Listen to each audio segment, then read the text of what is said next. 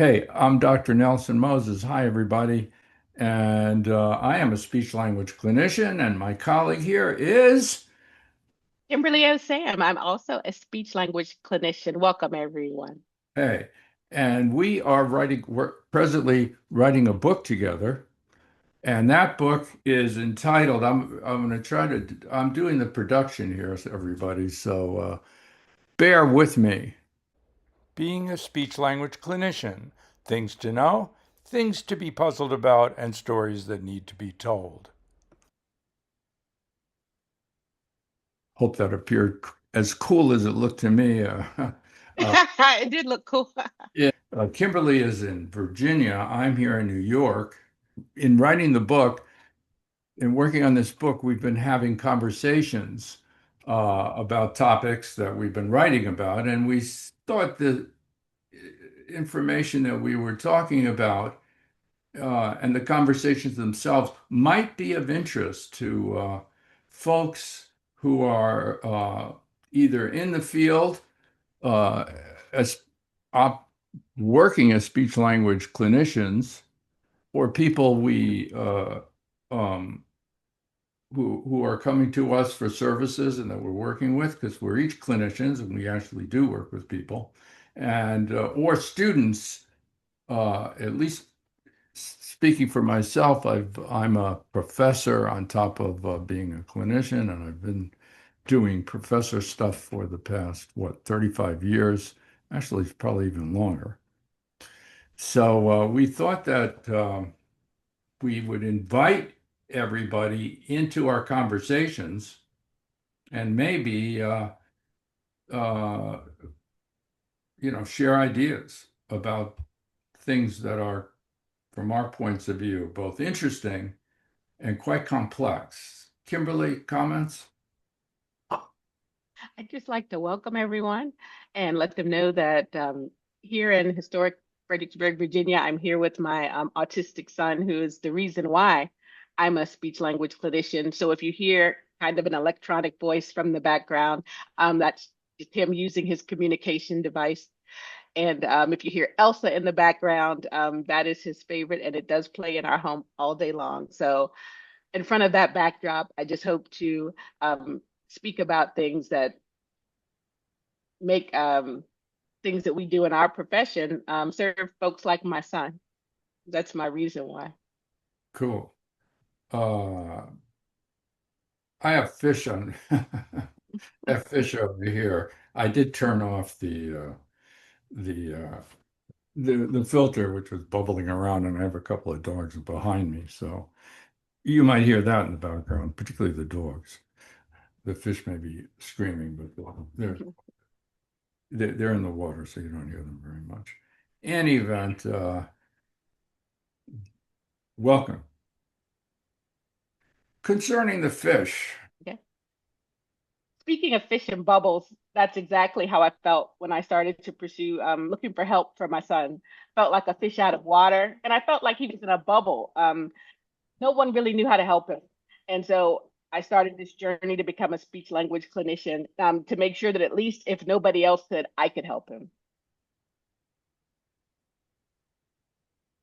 let me tell you what we're planning to do over the next in this podcast. Our goals are to provoke puzzlement about an understanding of language and speech, complicated things, by the way, from our points of view, and we've got lots to say about that. To support underserved, underrepresented communities, culturally, linguistically, and neurodiverse, to promote diversification of our profession and best practices, to defeat ableism, yes, ableism, we'll clarify that point, and to eliminate one way or the highway thinking, right and wrong, good and bad, etc. Let me add one more thing we wish to accomplish here on this podcast, and perhaps the most important thing we would like to accomplish, and that is to give you some ideas that might be useful, that you might find helpful in supporting individuals who either come to you for service for speech language issues, or those of you who are significant others your significant other comes to you for support.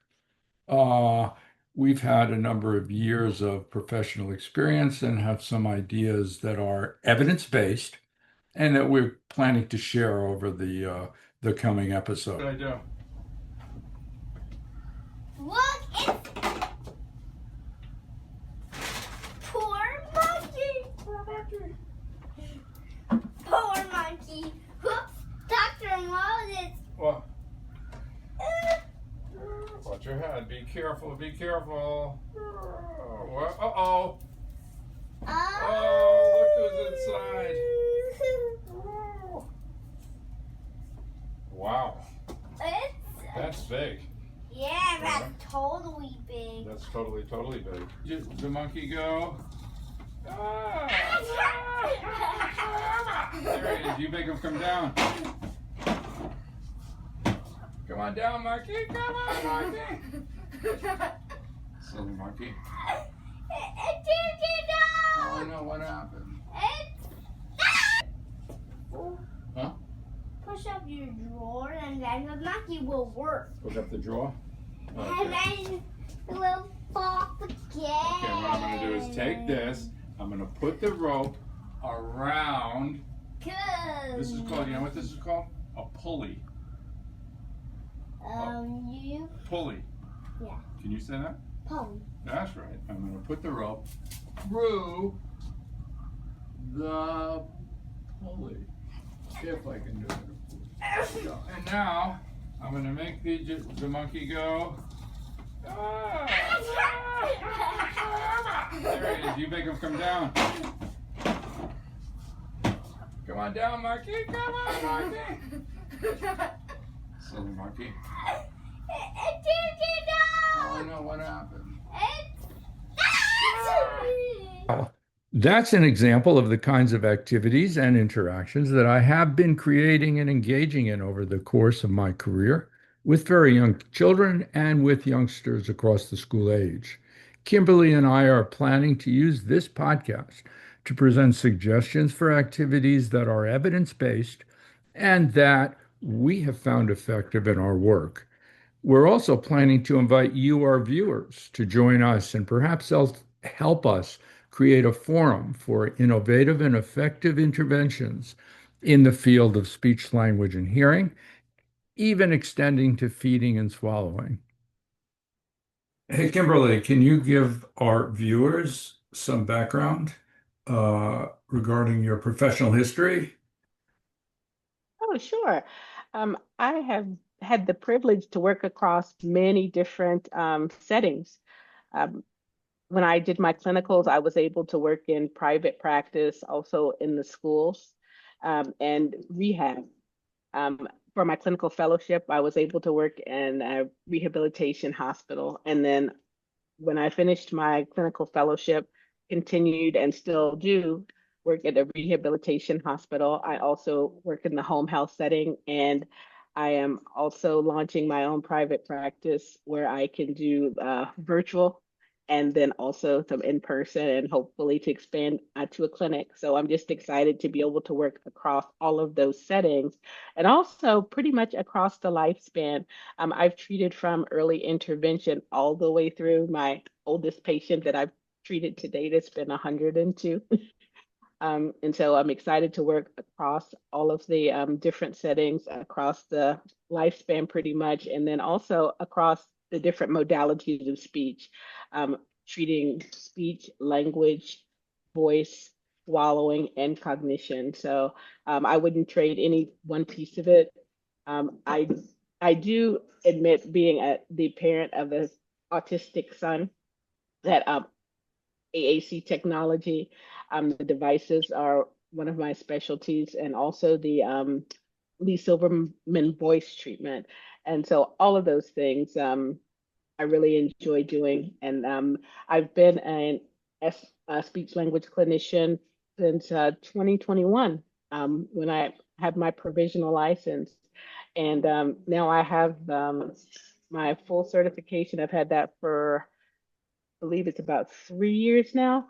And I'm just excited. I'm new to the field, but kind of in my mind, not so new because I've been sitting in speech sessions with my son since he was like 2 and he's now 14. So I think that I have the unique perspective to have seen speech and tried to kind of figure out, well, why are we doing this? Why is he being asked to do this? Why is he not responding to this in some cases? And then to be able to see it from the other side to kind of tweak ways that would not only support him but other individuals. And so I think I've been very blessed to see kind of all the way across what we do. And how about you? I know. Me. Okay, it's my turn. I began my career as a speech language clinician way back in another century. It was 1972.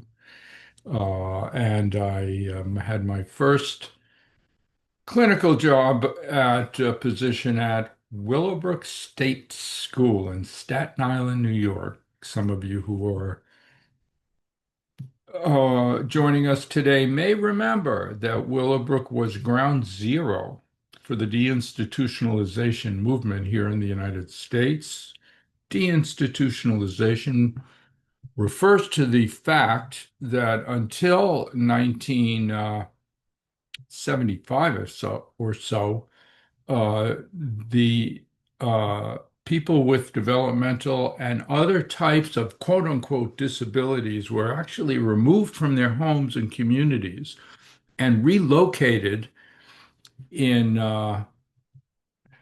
institutions which are best described as prison-like settings.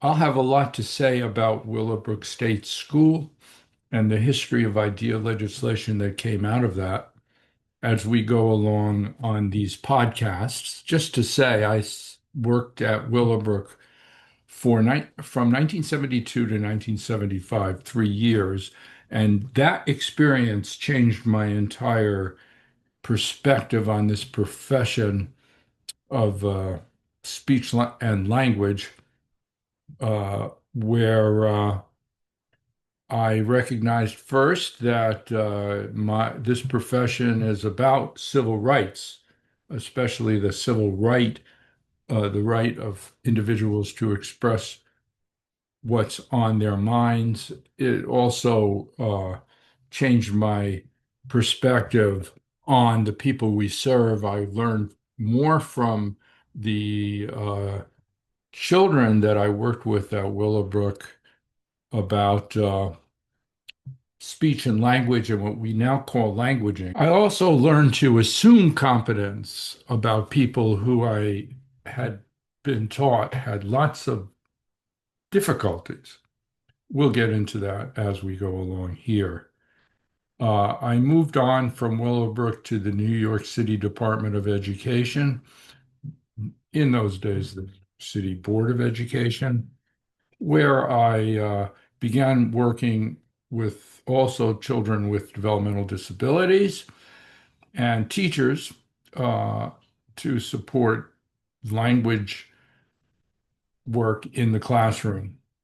And I've maintained a relationship with the New York City Department of Education right through until this very day, these very days, where I am working with folks from District 6 in the Bronx, South Bronx, New York, and University Heights High School on literacy work with a wonderful principal, Hazel Roseborough, and my colleagues up there, Helena Hawkshaw and Angela Carey, speech supervisors, uh, and really wonderful folk. Hopefully, you'll meet them right here, uh, as guests on this podcast one of these days.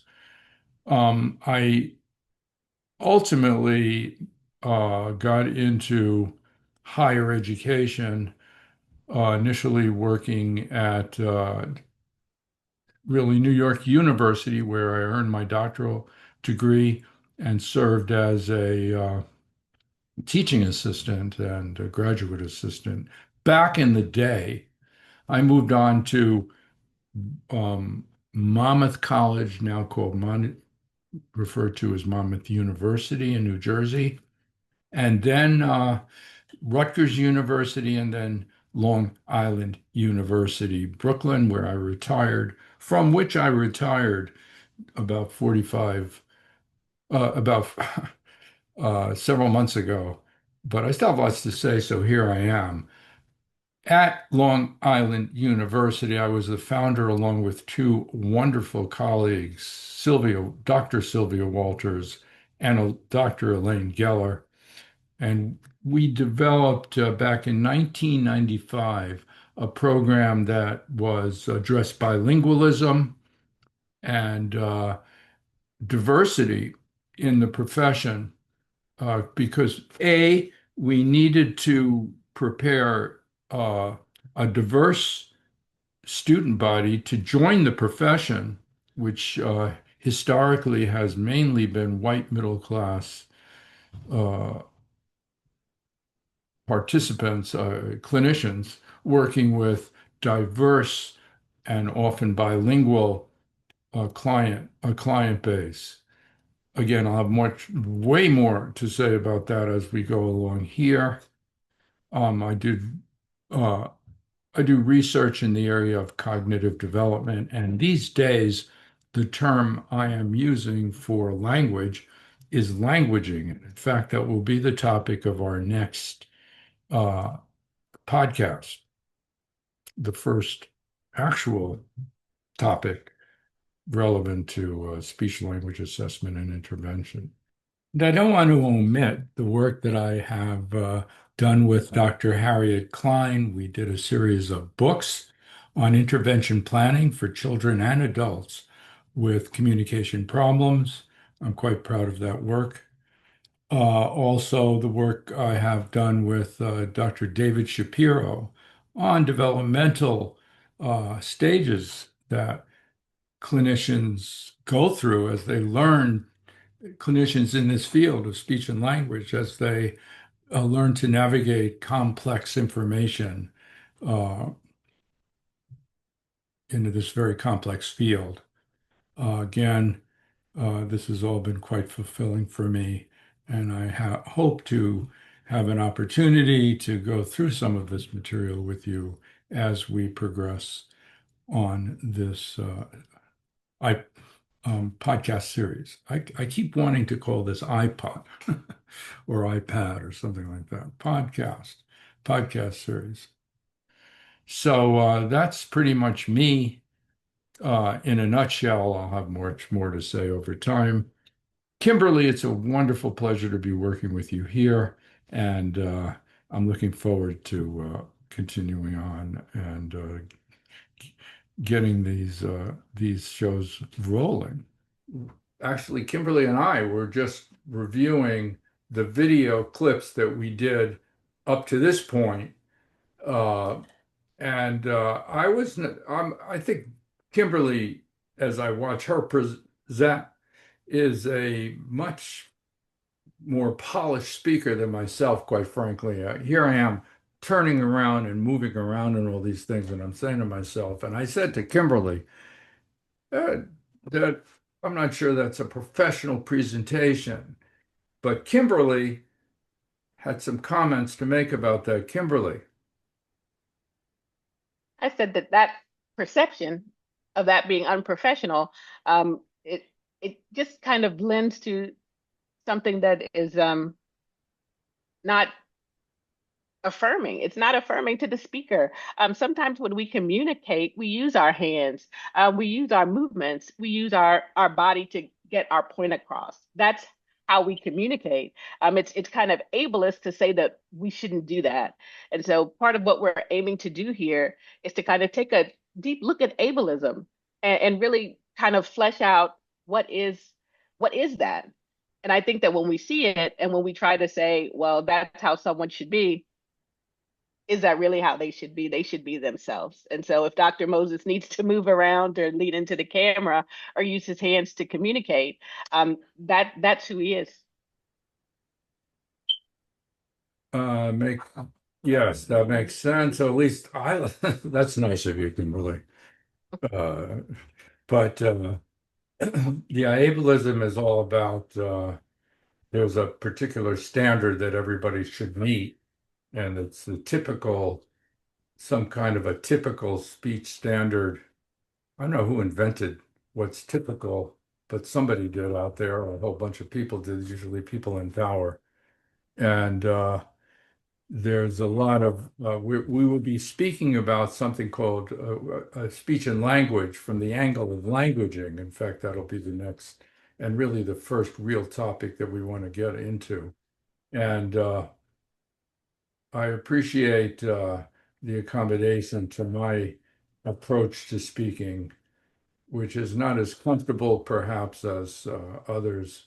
And it does always involve a lot of moving hand gestures, this, that, and the other thing. So please bear with me on that. Thanks, Kimberly, for the support. And cool, that's cool. And I'll say, Dr. Moses, even in my own website for my private speech language company, I have a picture of my son on there stimming because I want people to see that. There's no reason why people should not see that. If that's something that he needs to do to regulate, there shouldn't be so-called typical pictures representing a population who needs speech services. Yes, there might be some in that population who need services who present a certain way, but we also need to show the ones who present in a different way. It's just different. Thank you.